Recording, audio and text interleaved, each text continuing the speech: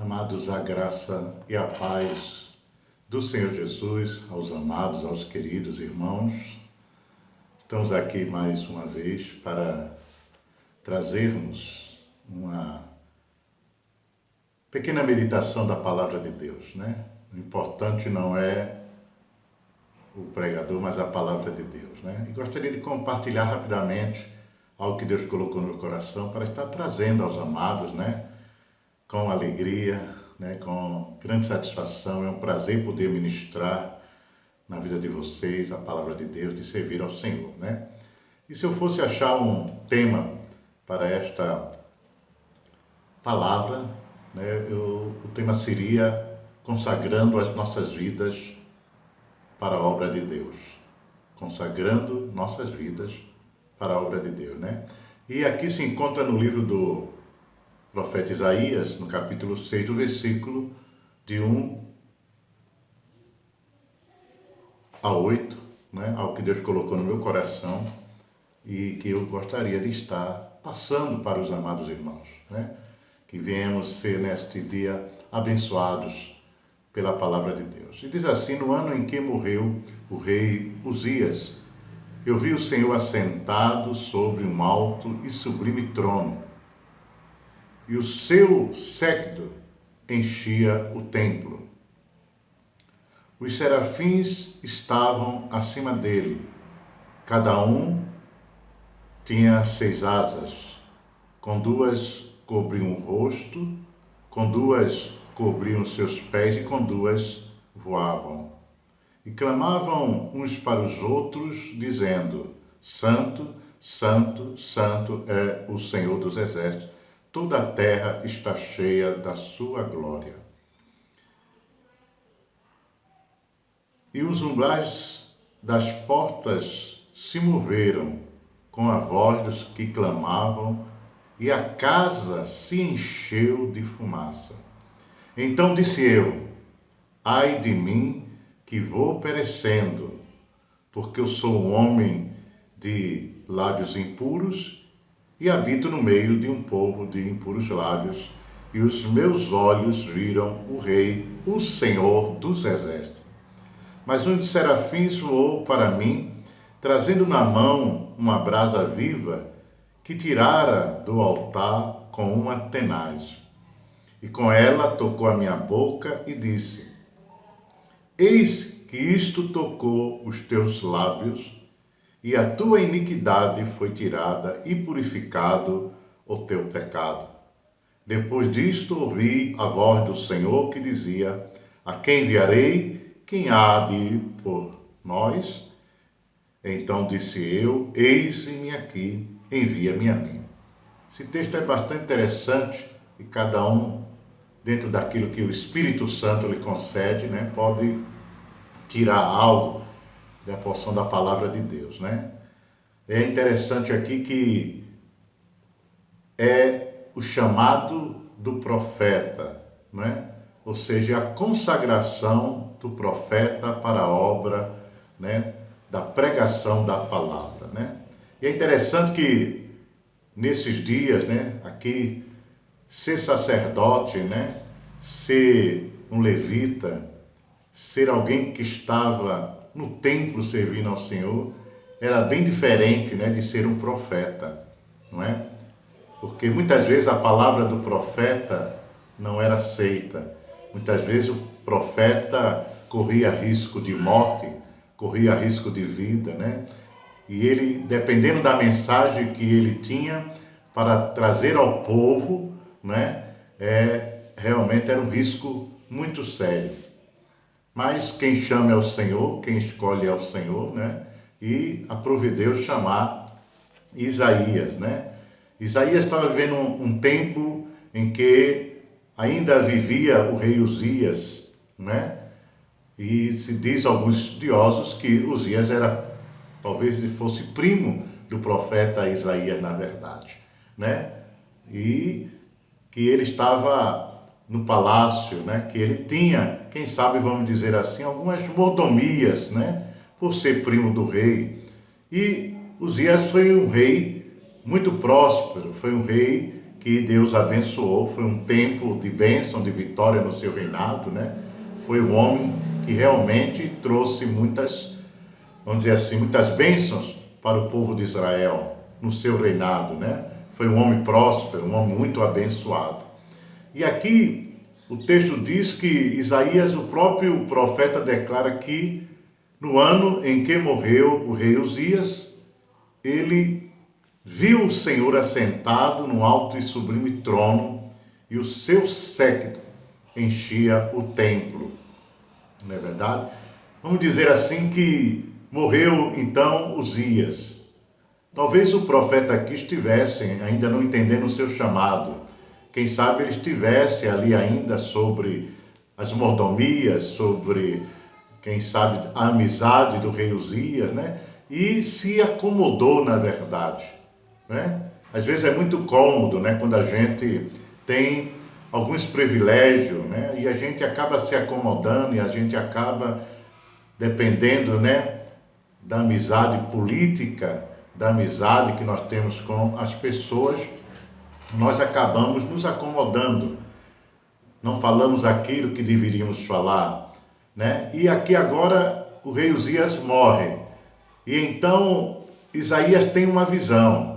Quem sabe Isaías havia se esquecido da sua identidade, quem ele era, um profeta, um mensageiro de Deus, chamado, não é, para trazer a palavra de Deus a Israel, para trazer o povo, quem sabe muitas vezes, ao arrependimento, que a palavra do profeta muitas vezes era uma palavra de exortação, muitas vezes uma palavra de correção, de disciplina para o povo de Deus, né? E quem sabe, com esta amizade com o rei Uzias, Isaías acaba então se acomodando, né? Quem sabe que muitas vezes também assim na nossa vida, não é verdade? Nós acabamos perdendo um pouco da visão daquilo que fomos chamados como igrejas, como obreiros, como servos de Deus, para proclamar o evangelho, né, de poder, o evangelho poderoso, né, anunciar aos homens, né, quem sabe assim a salvação dos seus pecados, as suas iniquidades, para que se arrependam e voltem, né, para o Senhor. E esse era o papel do profeta, trazer o povo ao arrependimento, trazer o povo realmente ao retorno à presença do Senhor, né? E quem sabe Isaías havia se esquecido da sua identidade. E no dia de hoje, com tudo que está acontecendo, quem sabe nós também precisamos, né, entender a nossa identidade como igreja, como servo de Deus, como pregadores da palavra, ministros da nova aliança, né? Às vezes nós acomodamos, né, através do secularismo, através de tudo aquilo que nos leva a um comodismo muitas vezes, né? E então Isaías tem esta visão, Deus lhe dá esta visão, né? E ele diz que ele então vê o Senhor assentado no seu alto e sublime trono, né? E esta visão talvez vai despertar o profeta, talvez o rei terreno, Uzias, o rei que estava ali, né, o monarca ali em Jerusalém, moria, havia acabado o seu tempo. Quem sabe Deus queria mostrar para o seu profeta que ele é o Deus eterno, o rei da glória, que continua sentado, né, no trono da sua graça, no trono da sua glória. Reinos passam, povos passam, nações, né, poderosos, mas Deus, diz a palavra, ele continua sentado no seu alto e sublime trono, né? Ele continua ali, e quem sabe era a hora de agora o profeta olhar para ele. Amados, no tempo de crise que estamos vivendo, num tempo, quem sabe, de até esfriamento espiritual, nós temos que olhar para o alto, saber que há um Deus, saber que há um Rei eterno sentado no seu trono de glória, há um Deus que é o mesmo ontem, hoje e será eternamente para todo sempre. Então ele tem esta visão. O templo aqui não era o templo de Jerusalém, porque a visão que ele tem do trono de Deus, quem sabe, é o trono celestial, o templo celestial, a morada do Deus Altíssimo, como diz o salmista Davi, né? Há um rio cujas correntes alegram a cidade, a morada do Altíssimo, onde ele está sentado no seu trono de glória, né? E é neste momento que nós temos que olhar para cima, buscando assim, né, a compreender qual é a vontade de Deus, se estamos agradando ao Senhor ou não. O que é que tem nos embaraçado? O que é que tem nos impedido? Será que temos perdido o fervor? Será que temos perdido a visão que Deus nos deu do chamado que um dia Ele fez à sua igreja, aos profetas, aos ministros, aos pastores, né, aos seus discípulos. Então estava na hora de realmente Isaías ter essa visão, queria despertá-lo para o chamado, despertá-lo para a identidade, despertá-lo para ver quem de fato era Isaías, não é verdade? E ele diz então que tem uma visão de serafins que estavam acima dele, né? E que cada um tinha 6 asas, com 2 cobriam o rosto, reverência, com 2 cobriam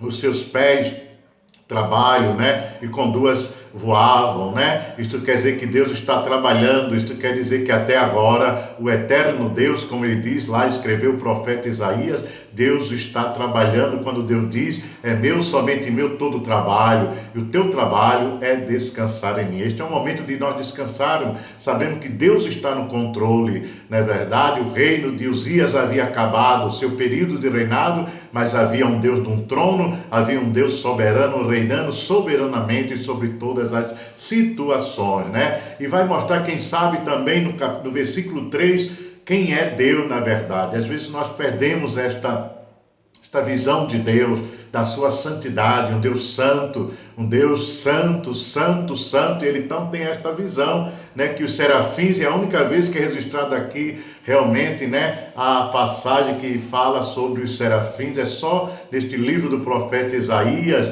que assistem diante do trono de Deus, assim mostra o texto, né, que voavam e diziam para os outros: santo, santo, santo é o Senhor dos exércitos, e toda a terra está cheia da sua glória, né, dizendo que a glória de Deus está sobre a terra, não a glória do homem, não a glória humana, mas a glória de Yahvé, do grande eu sou, do Deus Todo-Poderoso, porque a glória deste mundo nada é, a glória deste mundo nada é. Isto mostra que a glória é dada somente ao Senhor, e não aos homens, né? E não aos reinos, aos poderosos, mas a Deus pertence toda a honra, toda a glória, todo o louvor e toda a adoração. Às vezes nós perdemos esta visão, né, que a glória é do Senhor, que a glória não é para mim, a glória não é para o meu ministério, não é o pregador, é a palavra, é a pregação. Muita gente hoje querendo os holofotes, muita gente querendo hoje brilhar, muita gente querendo aparecer, não é verdade? Mas como disse João o Batista, é necessário que eu diminua e ele cresça. Era isso, quem sabe Deus também queria mostrar para o seu profeta em relação ao seu ministério, que a glória pertence ao Senhor, que tudo que nós fazemos aqui, a glória pertence somente ao Senhor,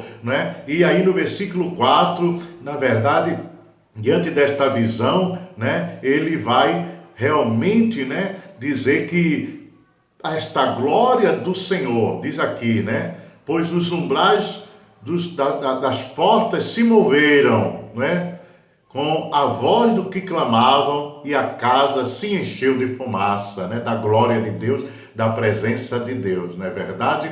Então nós estamos dizendo que esse é um Deus que trabalha, é isso que a glória de Deus faz, ela se move nas vidas dos homens, na nossa vida, quando fazemos a obra do Senhor. Deus está trabalhando, Deus está nos usando apenas como instrumento do Senhor, né?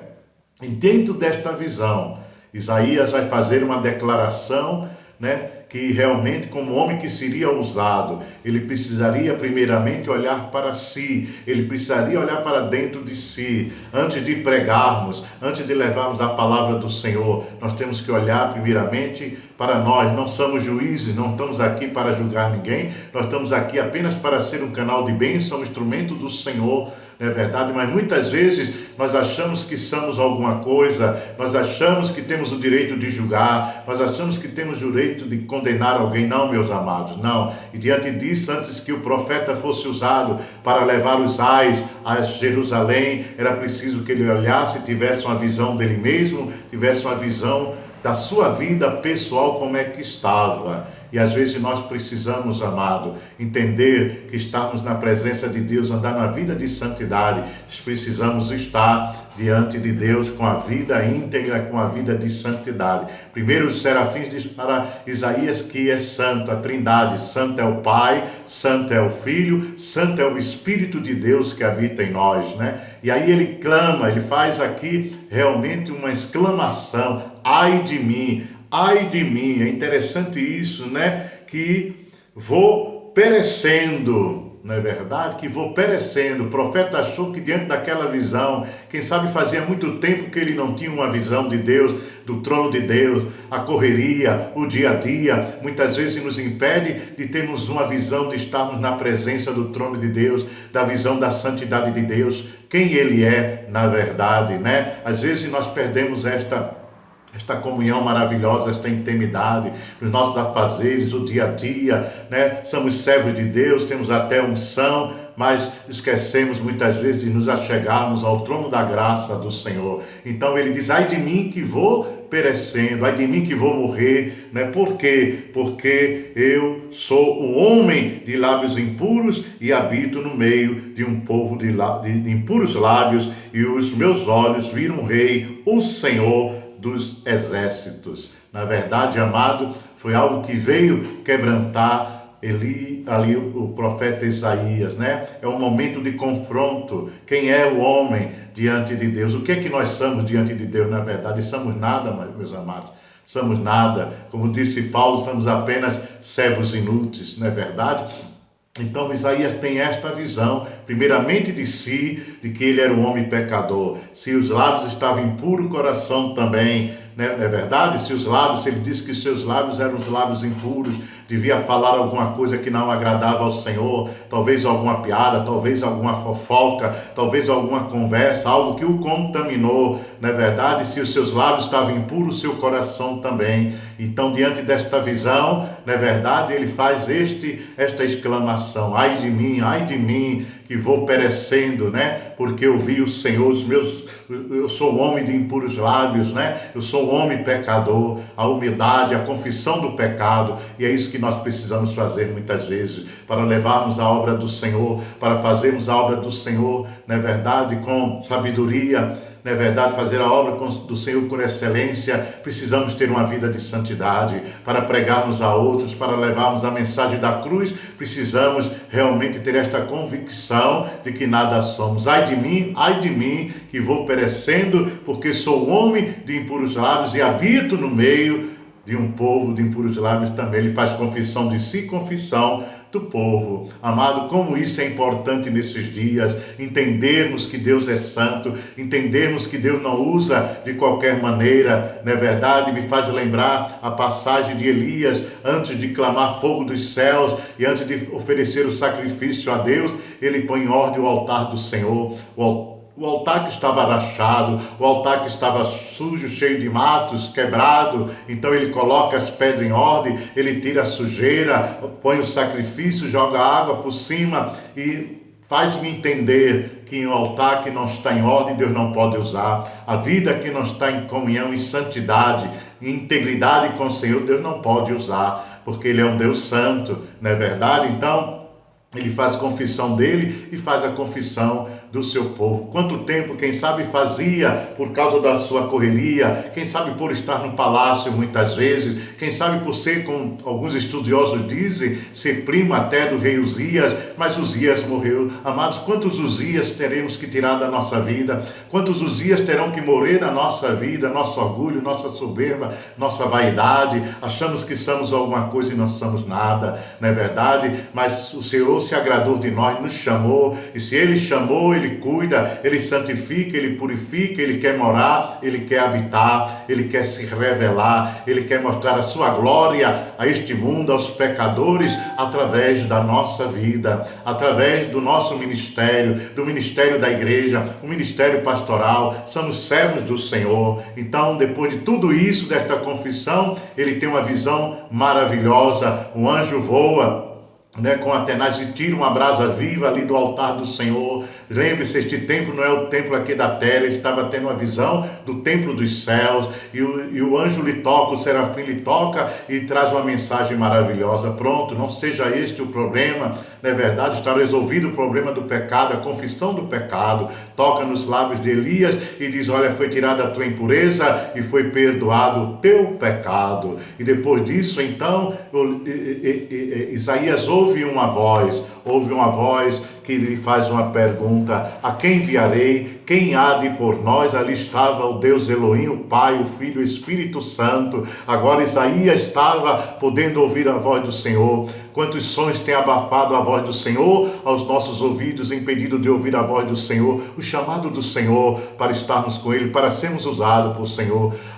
E agora o Senhor continua fazendo. O Senhor quer levantar obreiros consagrados, obreiros cheios da sua graça, do seu poder, do seu fervor, para levar a palavra aos perdidos, meus amados. Deus está chamando para uma consagração. Deus está chamando novamente de volta ao nosso caminho, não é verdade? Quem sabe algumas dificuldades, alguns problemas têm nos levado ao desânimo. Quem sabe muitas vezes já tivemos um grande avivamento em nossa vida, já tivemos experiências com o Senhor, mas agora estamos, quem sabe, como Elias depois de uma ameaça e entra na caverna e vai se esconder na caverna, né? E Deus então vem até Elias e lhe pergunta ali: o que fazes aí, Elias? Sai para fora, aí não é o teu lugar. Quem sabe associando tudo isto ao profeta Isaías que estava escondido, quem sabe através das mordomias do palácio, quem sabe muitas vezes dos benefícios do reinado de Uzias, mas agora Uzias morreu, mas o Rei da Glória continuava vivo, assentado no seu alto e sublime trono. Amado,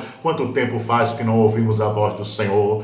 O chamado do Senhor é urgente nesses dias, dias de calamidade, dia de frieza espiritual, dia de pânico, dia de treva, dia de medo, não é verdade? E Deus querendo trazer uma palavra de poder às nações, a esta cidade, às igrejas, às nossas vidas, né? Então o Senhor continua a perguntar: a quem enviarei? Quem há de ir por nós? Que limpemos o nosso coração, que nos dediquemos ao Senhor, que possamos dizer, depois de uma experiência, de um reavivamento, de um chamado novamente, né? De uma consagração, a voz do Senhor novamente perguntando: a quem enviarei? E Ele aguarda a resposta de mim e de você nestes dias: eis-me aqui, envia-me a mim. Portanto, amado, nos desprendemos de tudo, deixemos tudo que tenta nos prender nesta terra, neste mundo, né? Ampliemos a nossa visão. O chamado continua de pé, o chamado que um dia o Senhor fez a mim, a você, Ele está fazendo novamente. A quem enviarei? A quem enviarei? Quem enviarei? Quem há de por nós?